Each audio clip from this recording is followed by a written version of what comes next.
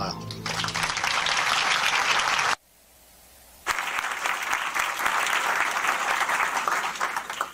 Thanks for bearing with us as we got the technology here up and running. The reason this is a little unusual, I don't give this presentation real often. This is a little different than most of the ones that I do, and it requires a little different setup than we normally have. But it's something that I think you probably haven't heard before, most of you.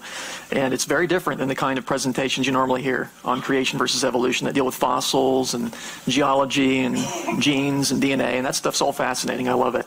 I wanted to give you a different take on things, but it is a little bit abstract, and so it's going to require you to really think tonight, okay? But it will blow your socks off. This is very cool stuff. And there's absolutely no secular or evolutionary explanation for what I'm going to show you tonight. I'm going to give you a little window into the mind of God. How's that for an opener, huh? All right, so let's get started with the secret code of creation. I do have to start by saying that when I was young, and my mom would prepare these wonderful meals, but sometimes she'd prepare something I didn't like very much, like broccoli, for example. And the rule was you had to eat everything on your plate, you know, before you get up. And sometimes in moments of maturity, I would eat the broccoli first so that I could then enjoy the rest of the meal, right? So in that spirit, we're going to do the broccoli first. Okay, but stay with me. It's going to get cool, okay? Just stay with me. There is a secret code that the Lord has built into numbers. We don't think about God creating numbers. We think about Him creating mountains and rivers and people, but you see, God is also sovereign over the abstract world of thought as well. And He's sovereign over mathematics. That's His language. And I want to show you the secret code that He's built into it, and it's incredibly beautiful. You're just going to be blown away by this. It's amazing.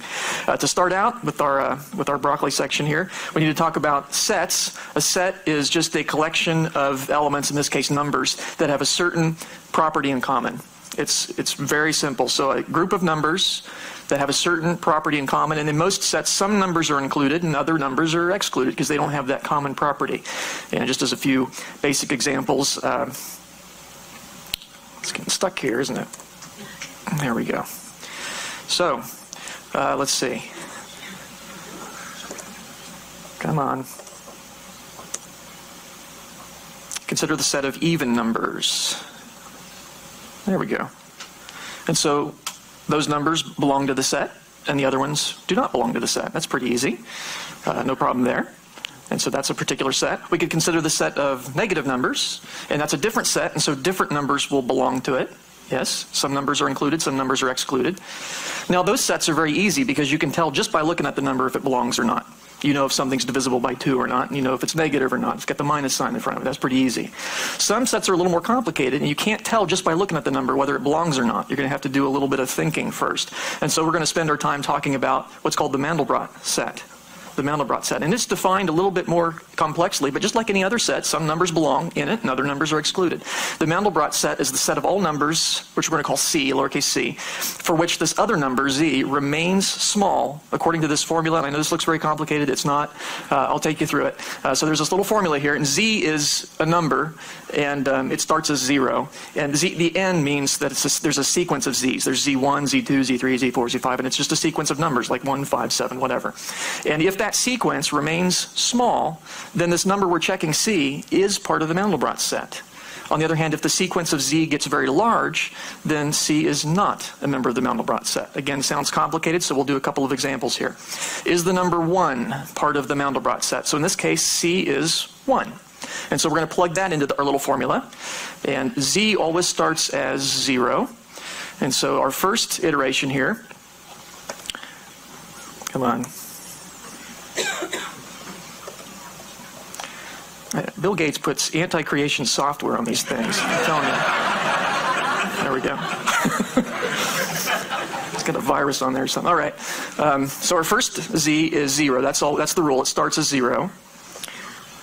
And so we have 0 squared plus 1. 0 squared is 0 plus 1 is 1. That's pretty easy. And so that's the new value of Z, you see. And so we're going to put that 1 back in.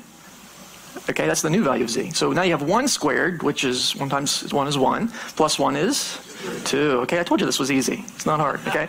0, 1, 2. Now we're going to put the 2 back in. Yes. 2 squared is 4, plus 1 is 5. Okay, yeah, you got that. I'm going to put that back in. 5 squared is 25, plus 1 is 26. Going to put that back in. 26 squared is big.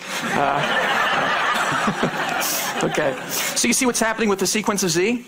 It's getting bigger and bigger and bigger. So is 1 part of the Mandelbrot set? No, because remember, Z has to stay small for C to be part of the Mandelbrot set. So C equals 1 is not a member of the Mandelbrot set. So we found that it does not belong, but it wasn't simple. You can't tell just by looking at it. You got to run it through that little formula. So let's do another one here. Come on, computer.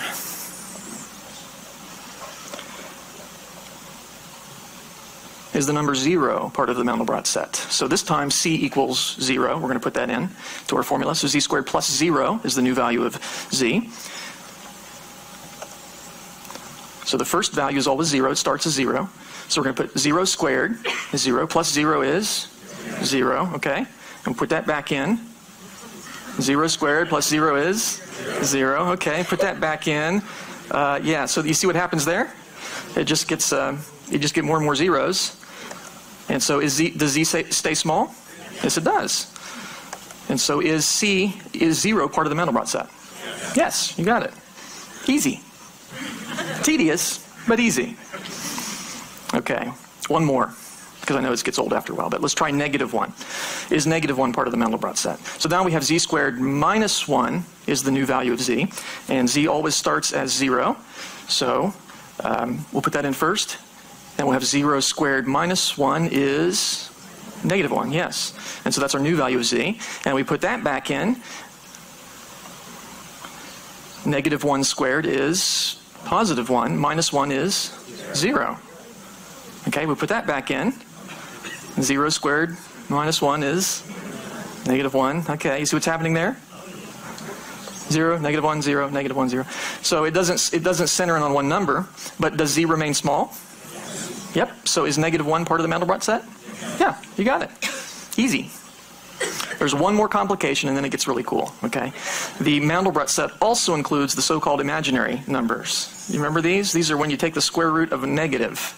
And I hate the fact that they're called imaginary because it makes it sound like they don't exist, like they're just made up. They do exist. Okay. God made the imaginary numbers too. That's just a name. And to add insult to injury, the other numbers are called real. But that's just a name. That's just a name. An imaginary number is one that when you square it, you get a negative. And that's a little hard for us to comprehend, isn't it? Because if you think about it, positive numbers, when you square them, you get a positive number. Yes. Negative numbers, when you square them, you get a positive number. So imaginary numbers are not positive, they're not negative, and they're not 0, because when you square 0, you get 0, right? So how do you square a number and get a negative? That's a little hard. It's a little hard for us to imagine a number that's not positive, is not negative, and is not 0. But that's what imaginary numbers are. And that bothers people because it's counterintuitive. But intuition's based on experience. And when you're really little, negative numbers bother you. Because how can you have, you got 1 apple or 2, how can you have less than 0 apples? That doesn't make sense, right? And you get a little older, you get a bank account, suddenly negative numbers start making a lot of sense, right? I can have less than nothing, yes. It's the same way with the imaginary numbers. It's just that most adults never really gain experience with imaginary numbers, but they do exist. They do exist. And the way to think of them is, if you have the number line here, I'm sorry, my computer keeps burping, but there it is. The positive numbers are to the right of 0. The negative numbers are to the left of 0. Come on, computer. There we go. So where would you put the negative, or where would you put the imaginary numbers? Well, they're not 0, so one way to put it is off the number line. That's the way to think of it. They're on a different axis. They're not. See, the imaginary number there, I, is the most basic imaginary number. You square it and you get -1. And it's not positive, it's not to the right of 0. It's not negative, it's not to the left of 0. And it's not 0, because it's not where 0 is, you see. And so you can think of the numbers as being in a plane rather than a number line, a number plane. And you can multiply I by the real numbers and get any imaginary number. Half I, negative I, okay? And you see that you get this other axis there. And you can also have what they call complex numbers, and complex numbers have a real component and an imaginary component, and you can think of them as being off axis. you see. And so the x-coordinate is given by the real component, and the y-coordinate is given by the imaginary coordinate. But it's considered one number.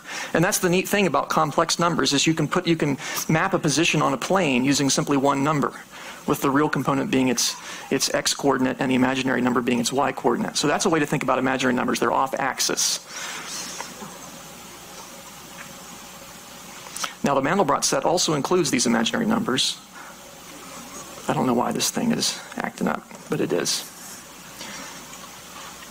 We checked the number 1, and we said it's not part of the Mandelbrot set. Maybe you run it through that formula, and z got big, so 1 is not part of the Mandelbrot set. I'm trying to see if there's a pattern, okay? We checked. Let me just escape here. I don't know why this is malfunctioning. Oh, it's not going to let me escape. Wow. There we go.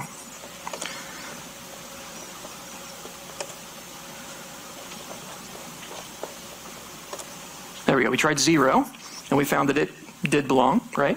We tried -1, we found it did belong. I won't take you through the tediousness of trying these other ones, but had we tried -2, we would find it does belong. Z stays small, but -3 doesn't belong. Z gets big. A half, positive a half, Z gets big, but positive a fourth, as Z say, you can't tell just by looking at the numbers. There's no apparent pattern.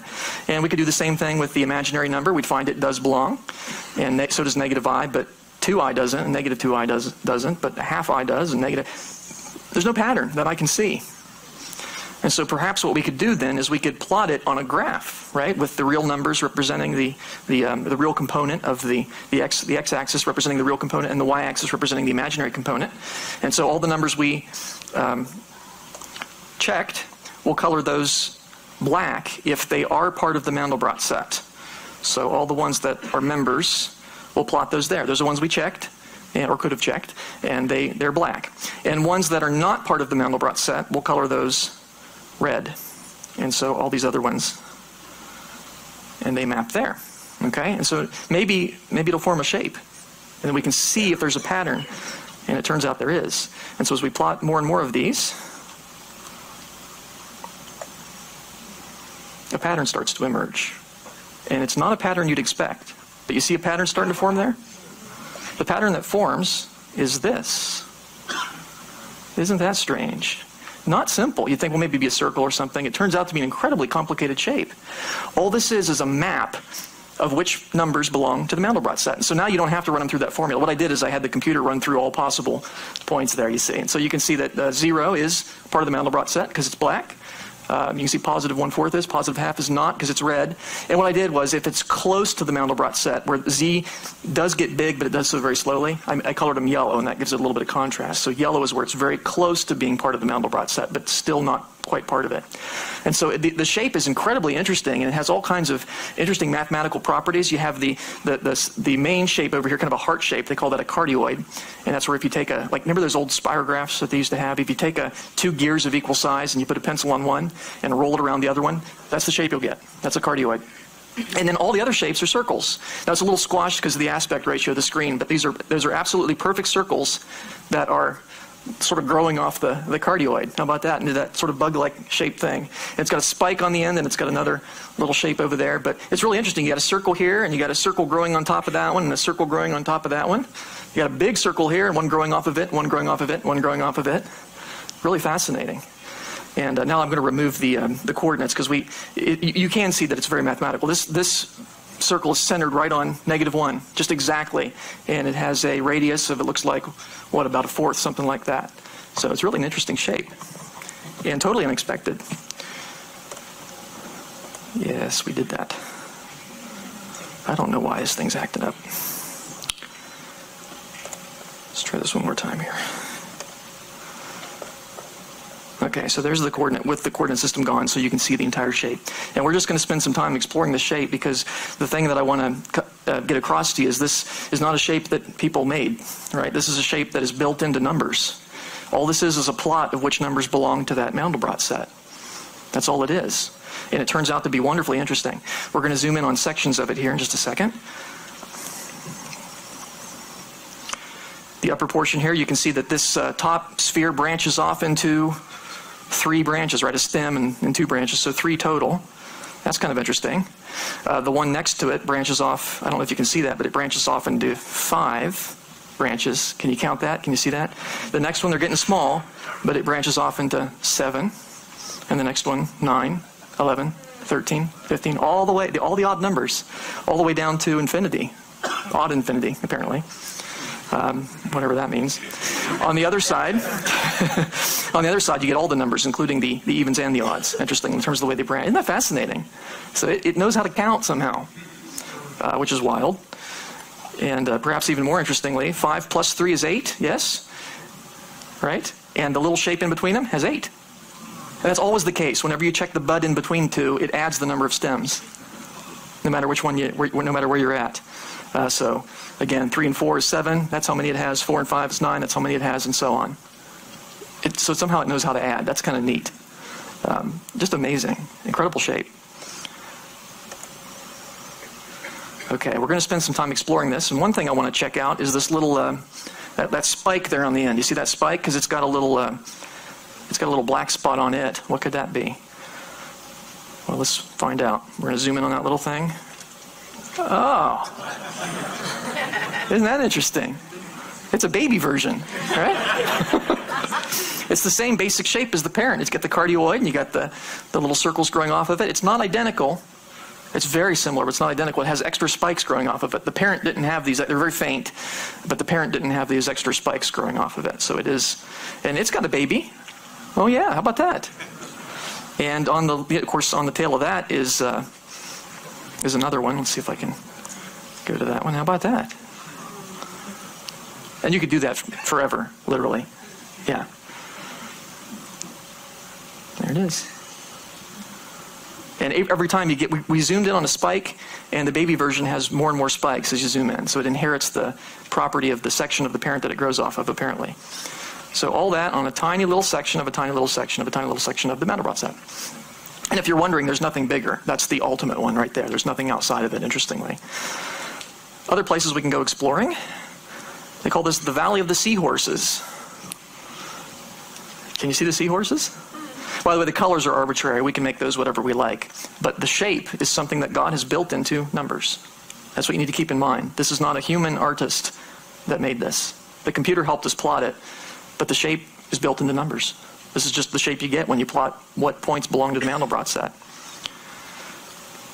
See the seahorses over there on the right side? They're upside down, and they're a little dark on the screen, but they really do look like seahorses. It's kind of amazing. So let's go off to the right here. We'll zoom in a bit on one of these seahorses. Now again, all you're looking at is a plot of which points belong to the Mandelbrot set, and it turns out to be wonderfully complex and beautiful. Isn't that amazing? God has built the shape into numbers, hidden there for nearly 6,000 years, and human beings discovered this in the 1970s and actually 1980s. How about that? It was waiting there for us, but there it is, built into not the physical world, but into the abstract world of mathematics. Amazing. And I should point out too, remember the points that are very bright are points that are very close to being on the Mandelbrot set, but aren't quite on it.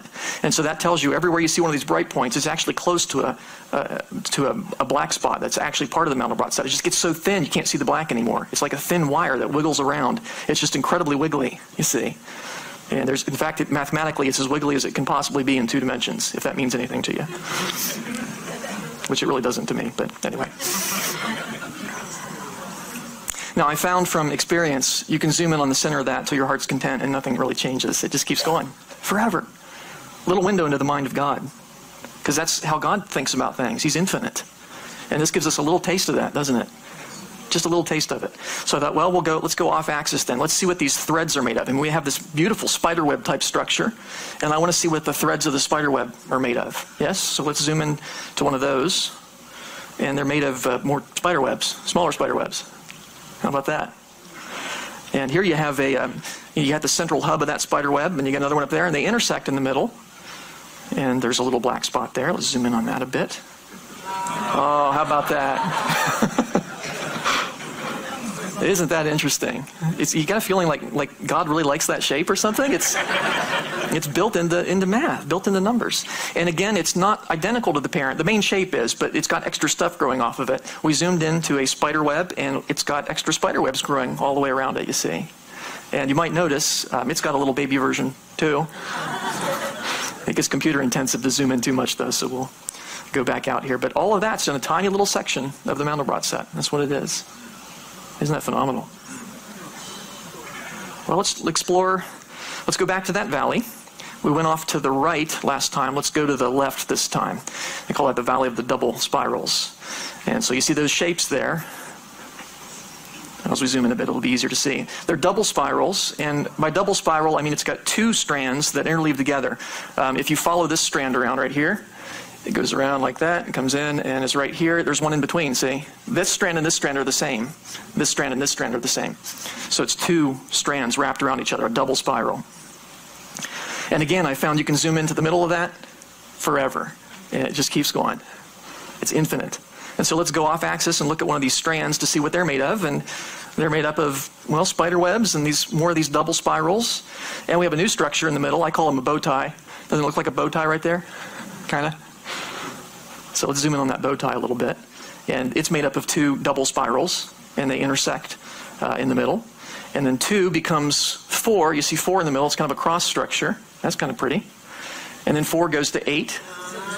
Oh, you were expecting it this time, weren't you? Yeah. How about that? Once again, you got the baby version of the Mandelbrot set built into itself. Phenomenal. And think about it. It's got you can see the little spike there. It's got a baby version of that. You could zoom in onto that. You could zoom in on the Valley of the Seahorses on that one. And it would just keep going forever. It has an infinite number of babies built into each baby. It's remarkable. And incredibly beautiful. I get to pick the colors, but the shape is God's. Yeah. Well, I wanted to see what else this thing has to offer, so let's zoom in on some other sections.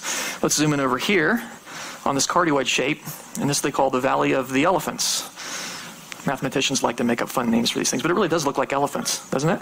See the elephants marching along in formation, the trunk there, and it's all curled up? So isn't that interesting? We'll zoom in on the trunk here of this elephant, and this is a single spiral, not a double spiral, so it's just one strand. And let's zoom in on the threads of that. And again, you can zoom in, any spiral you zoom in on, you can zoom in on it forever. And it'll continue. We got now spider web type structures. We got single spirals, and now we have bow ties again, but now the bow ties are made up of single spirals. So it's interesting. Whatever part you zoom in on, it kind of inherits the properties that you're zooming in on there. Is that not stunning? It goes from 2, and then in the middle there, you can see 4, and 8, and 16, and 32, and 64. See? And once again, you got a baby version built into it, so you can't escape that, apparently. Just remarkable. And just to think about what we're looking at. I mean, it's one thing to say, well, that's very pretty, but it's another thing to think about what you're seeing. You're seeing a map that God has built into numbers. That's what we're seeing. A little window into how God thinks about numbers. That's what it is. That's why it's beautiful. It comes from God. There's no secular explanation for this. I'll talk more about that later on, but there's something to process. There is no secular explanation for this. Let's zoom over here on this valley. This is the one valley over, and they call this the Valley of the Scepters because it looks very similar to Seahorse Valley, right? You got seahorses over on the right and double spirals on the left, but now they have scepters growing off of their foreheads. You see, they're sea unicorns now. And so I thought, well, let's zoom in on one of those guys. And since we haven't seen a scepter before, I thought that might be fun to zoom in on. It's just fun to go exploring in this shape, and it's an aspect of creation that we've only been able to explore in the last 30 years or so. Because even though it's been built into math from all eternity by God, it's only something that we've had computing power to be able to explore recently. You could theoretically plot this by hand, but it would take forever. Okay? So you can zoom in. There's a cross structure in the middle. And again, it goes from 4 to 8 to 16 and 32 and 64 and all the way into another baby Mandelbrot. Anywhere you see intersecting structures, I've sort of learned where to look to find them now. But anywhere you see intersecting structures, you'll get a baby Mandelbrot right in the middle of them. Incredibly beautiful.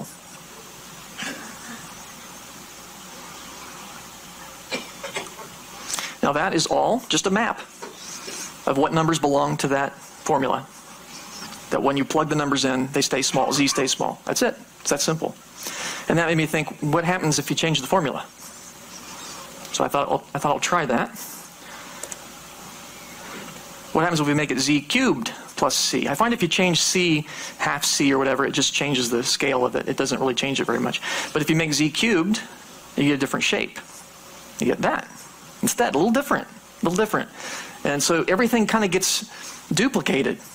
The only thing that stays the same is this valley right here. That stays about the same. Everything else gets moved around. This bubble right here has split into two and moved up to here. So there's two tails now. You see, everything gets kind of doubled, or in some cases quadrupled. So this little baby version right here, it gets split into four. So it's there, there, and there, and there.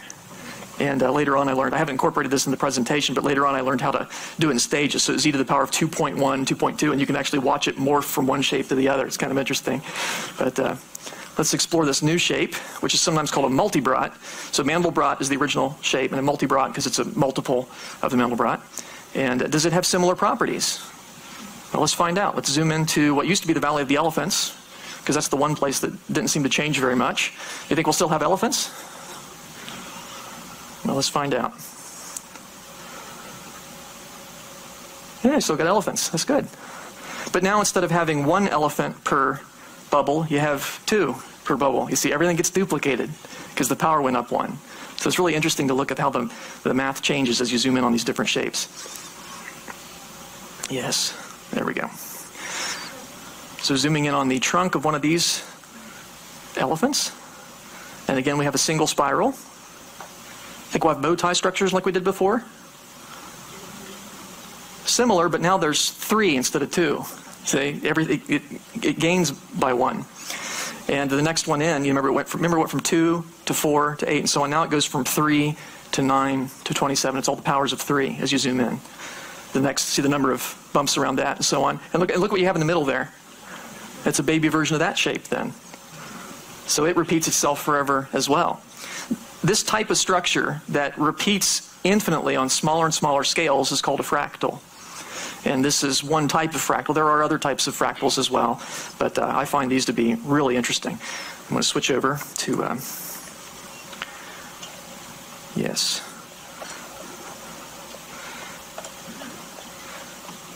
Now back to familiar PowerPoint. Okay. So z squared plus c gave us that shape.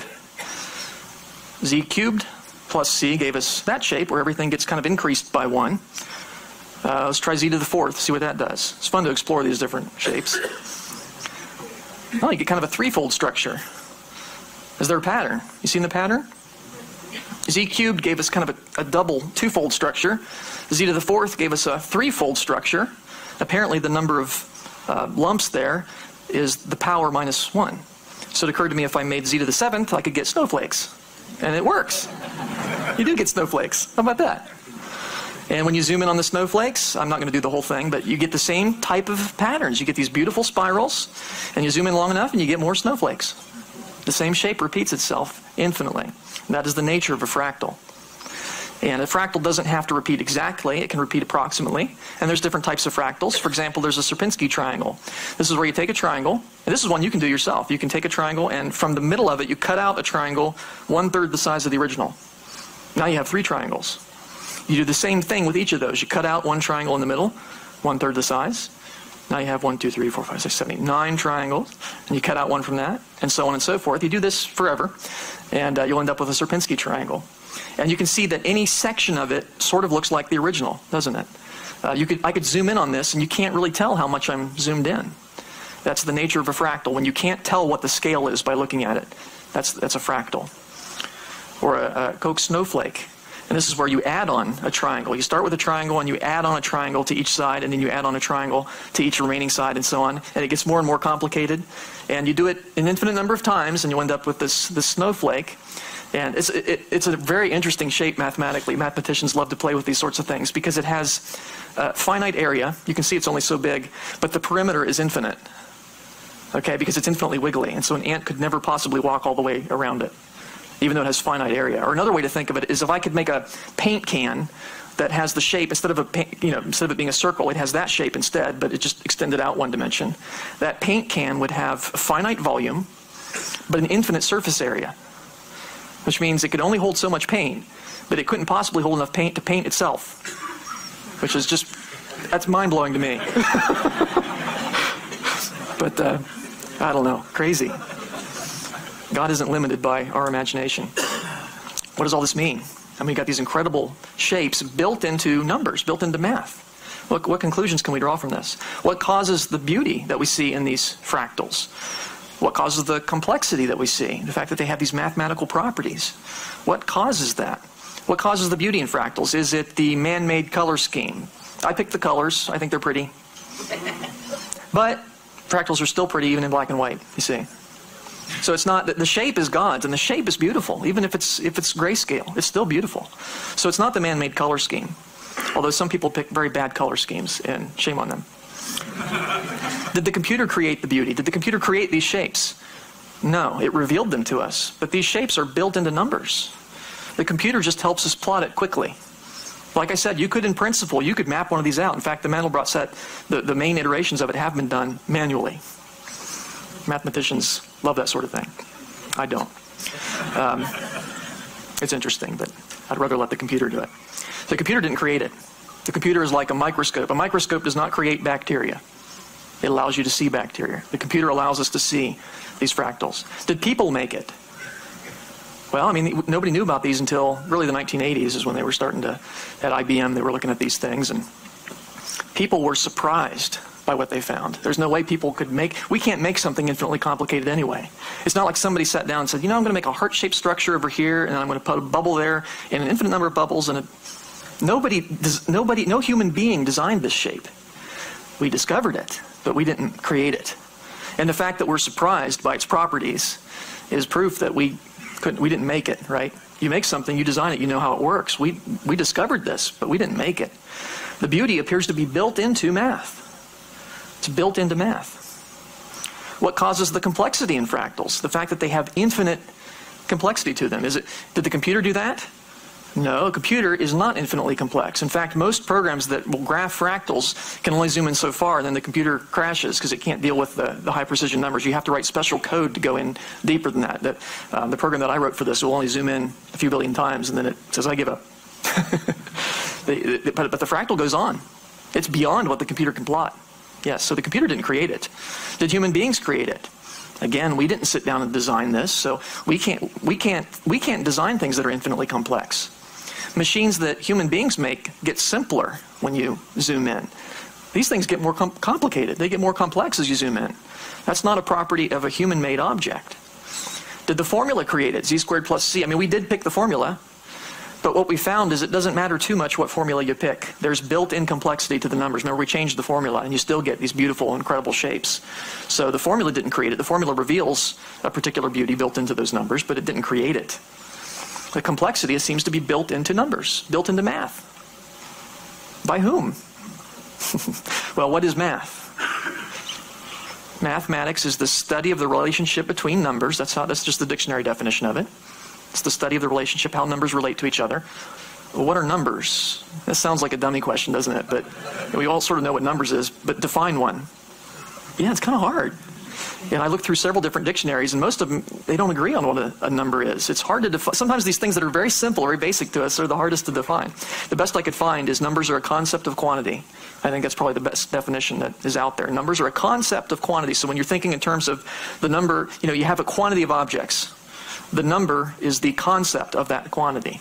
It's not the objects. It's the concept of the quantity of objects that you have there. And so the number is abstract. Numbers are concepts. They're abstract in nature, not physical, right? They exist in the mind. They're concepts. That's where concepts exist. You can't stub your toe on a number or pull one out of the refrigerator. They're not made up of atoms. They're abstract. Now you say, well, you can't literally see a number, and people might say, well, I see the number 3 right there. But that's not really the number 3, because if it is, I've just destroyed the number 3. Children will have to count 1, 2, 4, and so on. 3 is gone. That was a representation of the number 3. That was a numeral. Written numerals are not numbers. They're representations of numbers, okay? Writing down 3 doesn't mean that that is literally 3. It's a symbol. It represents 3. Just like a picture of a horse symbolizes a horse, but it's not the horse. Laws of math are conceptual, okay? Concepts exist in the mind. Well, where did laws of math come from? Did they evolve? Now, this is interesting because, of course, my secular colleagues, they want to suck the creative juice from God out of everything, right? All these wonderful things in the physical world that God has made, they want to say, well, mutations and natural selection produced that organism. Laws of math can't evolve because they don't change. I don't know any secularists that believe that the number 7 evolved from the number 3. 7's always been 7, 3's always been 3. And so you cannot explain math by evolution.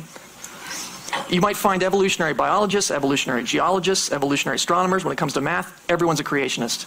Isn't that interesting? You won't find any evolutionary mathematicians. They don't exist. You might find evolutionists who use math and so on, but they don't believe that math evolved. Were laws of math created by people? Well, laws of math are formulated by people. We invented the notation, that's why 3 looks like that.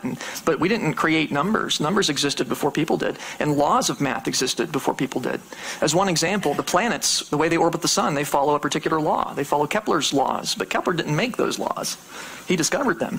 And the planets orbited perfectly well before human beings were created. Right? 2 days before human beings were created. But anyway, they orbited perfectly fine. So the formulas existed before people discovered them. I mean, triangles still added up to, the sum of the squares of the 2 sides before Pythagoras discovered that. He didn't create triangles. Laws of math are not created by people. They didn't evolve. Do they come from the universe? Now, this is a common one. People say, well, that's a property of the universe. But I don't think you can make that argument. For one thing, the universe is constantly changing. It's expanding and stars explode and things like that. If laws of math were based on the universe, we'd expect them to be changing too. But they don't. So laws of math don't reflect the universe. Now, there is a relationship between the universe and laws of math. We'll get into that a little bit later. But you can't say they're created from the universe. In fact, 2 plus 2 would equal 4 even if there were no universe. It's a transcendental truth, isn't it? It goes beyond nature. I want to say that laws of math stem from the mind of God. That's the only explanation that makes sense. Math is God's way of thinking about quantities. And that makes sense. That makes sense of the properties of laws of mathematics. Because if you think about it, laws of mathematics are conceptual, universal, invariant, exceptionless entities. Let's go through one each at a time. Conceptual, they exist in the mind. They're abstract. You can't touch a law of mathematics, okay? You can't literally see one. You can write down a representation of one, but they're not physical. They're conceptual. They exist in a mind. They're universal, meaning laws of mathematics apply everywhere. Doesn't matter where you go. 2 plus 2 still equals 4 in Europe, okay? They're invariant. They don't change with time. It's not like, well, the Pythagorean theorem works on Tuesdays, sure, but everything's out on Fridays. Who knows? And they're exceptionless, right? It's not like, well, 2 plus 2 normally equals 4, but in this case, it didn't. Right? Try to explain the bank error that way and see if they buy that. The reason you're missing millions of dollars, well, it just didn't add this time. I don't think they'd buy that. They're exceptionless. And these things make sense in light of the fact that laws of mathematics stem from the mind of God, because God's thoughts are conceptual, because all thoughts are conceptual. God is omnipresent, and so naturally his thoughts would be sovereign over the entire universe. So laws of math are going to be the same everywhere because God's the same everywhere. God does not change with time because he's beyond time, and therefore his thoughts will not change with time. So laws of mathematics don't change with time. And God is sovereign over everything, and so that's why laws of mathematics are exceptionless. And so if you think about it, the existence and properties of laws of mathematics and properties of numbers make sense in terms of the Christian worldview. But the naturalist has a problem. The person who says, well, there's no God, everything's evolved by chance. He's got a huge problem because on the one hand, he knows laws of mathematics are conceptual. They exist in a mind. We know that. They're not something you can stub your toe on. They're not physical. They're mental constructs. But they weren't created by human minds because they were around before human beings were around. And see, even secularists will acknowledge that. Of course, the planets orbited the sun perfectly fine before people. That law still worked. But they've got a problem because they don't believe in minds before human minds.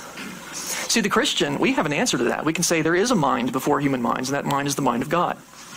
And so we can have laws, we can have conceptual laws before people in the Christian worldview, but the naturalist can't have that. They cannot make sense of laws of mathematics in their worldview. They accept them and move on and dismiss the inconsistency. Now here's another interesting tidbit. Physical fractals. We've looked at abstract fractals, right? That exist only on computer screens after we map them. But true fractals repeat infinitely and are only found in the conceptual world of mathematics. We can represent them with physical plots, but they only exist actually in the mind of God ultimately. But the physical world also contains many things which are approximate fractals. They don't repeat forever, but they repeat many times.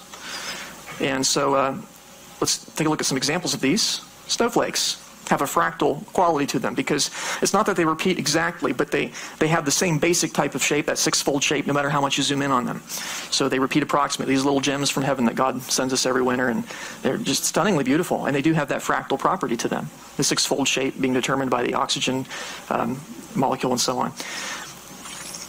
And that stuff that forms on your windows, yeah, that's a fractal too, because it tends to repeat on smaller and smaller patterns. You can't tell immediately by looking at it how big the scale is. It's scale invariant, and quite lovely, really. I was always amazed by this when I was a child looking at the window. I'm still amazed by it. Look at the window and you see these beautiful patterns that form on there. They're fractal. Ferns have a fractal pattern to them. The overall fern is the same basic shape as a leaf, as a leaflet of a leaflet, and so on. It's the same basic shape. It repeats itself. I even found fractal broccoli, so broccoli is good for something after all. You see how it repeats it? Let me zoom in a little bit. You see you got a cone, and it's made up of littler cones, which are made up of literal cones. And isn't that interesting? Wild. Coastlines have a fractal type shape. Now these are the ones that don't repeat exactly, but they branch, and they branch into smaller branches and smaller branches and so on. And so that has a fractal property. The way mountain chains look is fractal often. The way they branch. Clouds are often fractal. You can't tell, am I zoomed in on a really small section of a cloud, or am I looking over at most of the sky? You can't tell because the same basic pattern repeats at smaller and smaller scales. The way lightning fragments is fractal. Is this lightning, or is it just a little spark? Well, in this case you can tell only because there are buildings in the background. But if I did the same experiment with a little spark, it would branch the same way pretty much. You can't really tell. And so the way lightning branches is in a fractal pattern. Isn't that spectacular? And it's even cooler to watch it in slow motion. You can actually watch it branching out into that fractal pattern. Really quite stunning and amazing. There it goes. Branching out and branching into branches and branching into branches of branches until one of the leaders hits, and then most of the current goes down that leader. So here's my question then. Why do fractals occur both in math, which is abstract, not made up of atoms, and the physical world, which is physical and is made up of atoms? Why do we have fractals in both? Same designer, yeah. That'll make sense of it, wouldn't it? Now here we have a fractal that only exists in the abstract world of mathematics. You can't find that anywhere in the physical universe, but that one you can. They're very similar. Now this one, that's part of the Mandelbrot set. That exists nowhere in physical reality, but that one does. Isn't that interesting? This shape right here, it's called a Barnsley fern. You're probably thinking that's a real shape. It isn't. That's a mathematical graph. Yeah. And the entire shape, each of these leaflets is the same as the entire shape, and I'll prove that to you. Watch the entire shape here. It goes down and becomes one of its own leaflets. You see that? Yeah, let me do that one more time just because it's cool. Isn't that neat? So each one, it repeats itself infinitely. So that exists nowhere in the physical universe, but that does. Isn't that interesting? That shape, built up into math. It doesn't exist anywhere physically, but that exists on your windows in the winter. That particular shape is a mathematical graph. It does not exist in physical reality, and this, unfortunately, does. This is part of the Mandelbrot set. It's one of those double spirals that we zoomed in on earlier. It exists nowhere in the physical universe, but that I've seen with a telescope. Isn't that interesting?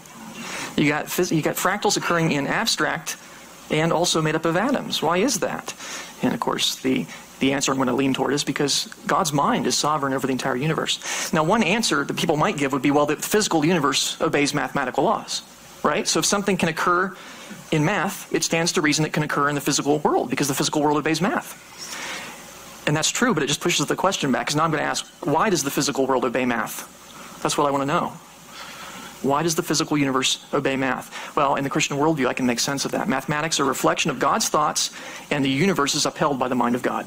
So naturally, we'll see mathematical patterns in nature. It stands to reason in the Christian worldview. God upholds all things by the word of his power, and in him all things consist or hold together. Since God thinks mathematically about things, naturally the universe will be upheld in a mathematical way. But the secular worldview cannot answer that. Try it sometime. Ask an evolutionist, why does the physical universe obey mathematical laws? Now, they take it for granted. We all know it does. But why? You can't make sense of that in the secular worldview. The secular worldview cannot make sense of the properties of laws of mathematics, the fact that they're conceptual and yet existed before human minds, the fact that they're universal, apparently, we assume they're the same everywhere, that they're invariant, they don't change with time, that they're exceptionless, We can make sense of those properties. That's consistent with the mind of God. And the secularists cannot explain why the physical universe is compelled to obey mathematics. But we can, because God is sovereign over the physical universe. It makes sense in the Christian worldview. Don't believe me that secularists can't explain this? We have a physicist here, Eugene Wigner, bright guy, and he wrote a wonderful article that I would encourage you to read called The Unreasonable Effectiveness of Mathematics in the Natural Sciences. The unreasonable effectiveness of mathematics in the natural sciences. He's trying to explore, apparently from a secular perspective, why it is that the universe obeys math. And what is his answer? It's difficult to avoid the impression that a miracle confronts us here, or the two miracles of the existence of laws of nature and of the human mind's capacity to divine them. It's amazing enough, he says, that the universe obeys these wonderful laws of nature, and it's even more amazing that they happen to be in nice, neat mathematical equations like E equals mc squared that the human mind can understand. It's remarkable. And his conclusion in the article is, the miracle of the appropriateness of the language of mathematics for the formulation of laws of physics is a wonderful gift which we neither understand nor deserve. He doesn't have an answer in his worldview. Isn't that interesting? He's a bright guy. He's a physicist. The secularists have no explanation for that. Isn't that interesting? They can come up with evolutionary stories for fossils and genes and so on, but they've never come up with an evolutionary story for math because math can't evolve. It's there, and it's a problem for their worldview. They need it to survive. They have to live in God's universe, even though they might deny God. But they don't have any explanation for it in their own worldview. So we've seen there's a secret code of amazing beauty and complexity built into numbers. That's what I want you to take away. Numbers have incredible beauty and complexity built into them. Maps of certain very simply defined sets, like z squared plus c, show infinite complexity and tremendous beauty when you map them on that plane. Human beings did not create the complexity in fractals. We merely discovered it. It was there all along. Computers did not create the complexity in fractals. They merely helped plot it. You could, in principle, do this all manually. It would take forever, but you could. The intricacy of fractals is built into mathematics by God. That's the only explanation that makes sense. Fractals have no reasonable explanation in a secular or evolutionary worldview. You just can't make sense of them in that worldview. So, well, I hope you've enjoyed that. I know it was a little abstract, but I hope that it's something that you maybe haven't seen before and gives you a little more appreciation of the mind of God. We serve an awesome God. So thank you very much for having me out to speak.